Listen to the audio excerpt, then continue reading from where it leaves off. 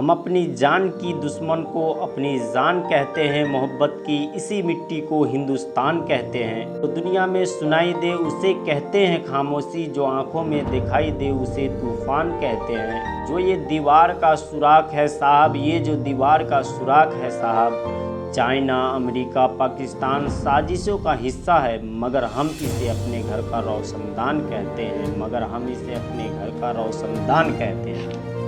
परम सम्मानीय शिक्षकगण, अभिभावक एवं मेरे प्यारे साथियों, सभा में उपस्थित सभी गणमान्य व्यक्ति, मैं मोहम्मद फुरकान देश प्रेम और स्वतंत्रता दिवस के उपलक्ष्य पर अपने कुछ विचार आप सभी के साथ साझा करना चाहूँगा।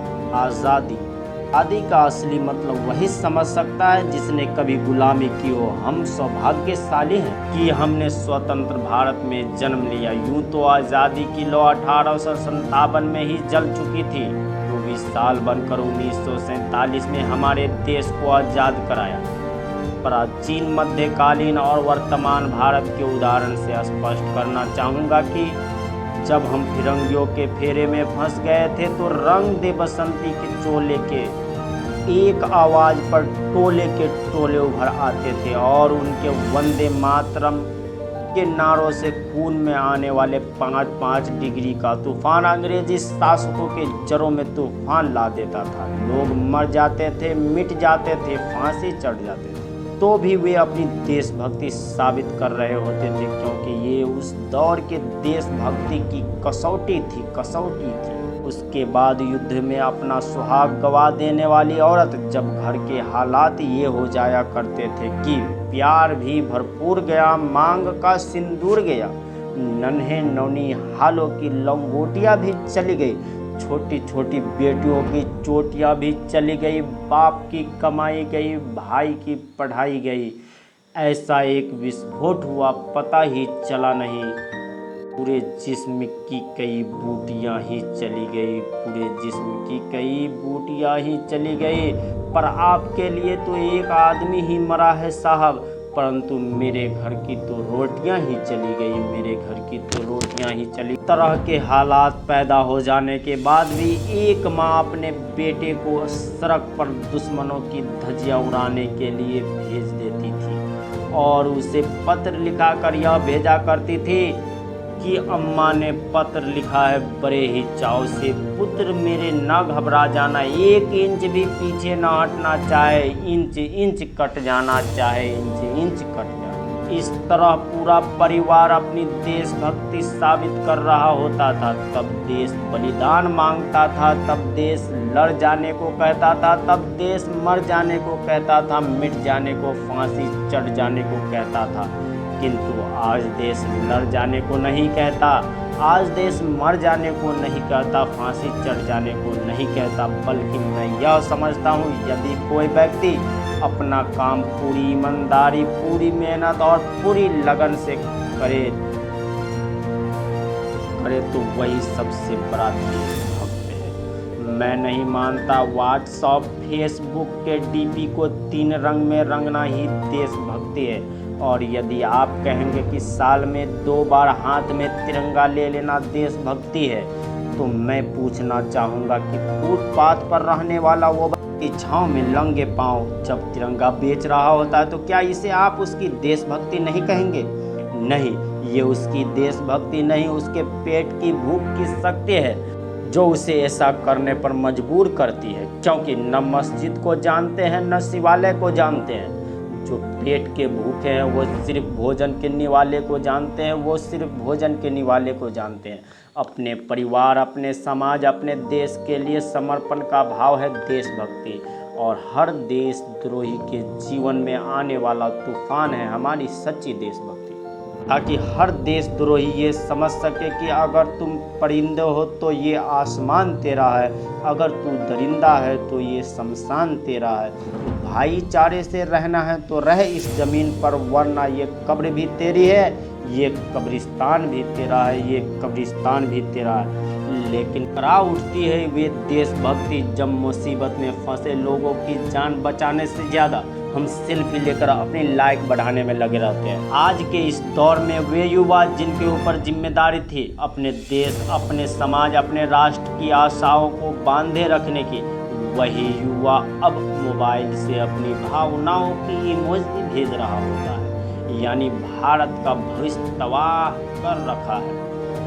न एक ऐसे समाज में जीते हैं जहां लड़कों से बात करता देख एक भाई हड़काता है, वही एक भाई अपने जेब के खिस्से घर में हंस हंस कर सुनाता है। और मैं बता दूं, महिला सुरक्षा कानून होते हुए भी हर रोज आज भी भारत में औसतन 600 से ज़्यादा महिलाएं दुष्कर्म का शिकार होती है।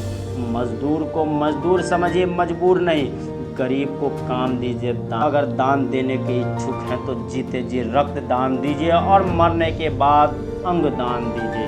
किसी मरते हुए को जीवन दान दीजिए। यही सच्ची देशभक्ति है और यही सच्चा राष्ट्र प्रेम है। कार मेरी है न रब मेरा है, न सरकार मेरी है न रब मेरा है, और न ही बड़ा सा नाम मेरा है। बस इतनी सी बात का गुरूर है मुझे कि मैं भारत का हूँ और ये भारत मेरा है और ये भारत मेरा है। परंतु एक वैचारिक बीमारी हमारे समाज में नज़र आती है। कहा जाता है कि हम दुनिया के सबसे बड़े लोकतंत्र हैं।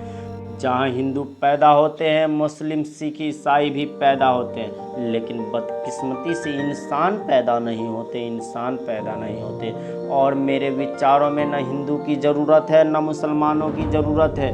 राष्ट्र निर्माण के लिए केवल अच्छे इंसान की ज़रूरत है, केवल अच्छे इंसान की ज़रूरत है। जरा सोच कर देखिए, ये पेड़ पौधे शाखाएँ परेशान हो जाए अगर परिंदे भी हिंदू मुसलमान हो जाए, अगर परिंदे भी हिंदू मुसलमान हो जाए। एक शैक्षिक बीमारी आज भी हमारे समाज में है। और बड़े आश्चर्य की बात है, जिस देश ने पूरे दुनिया को तक्षशिला और नालंदा जैसे विश्वविद्यालय की बुनियाद रखी, वही आज विश्व में 100 सर्वश्रेष्ठ विश्वविद्यालय में हमारा एक भी विश्वविद्यालय खड़ा नहीं हो पाता।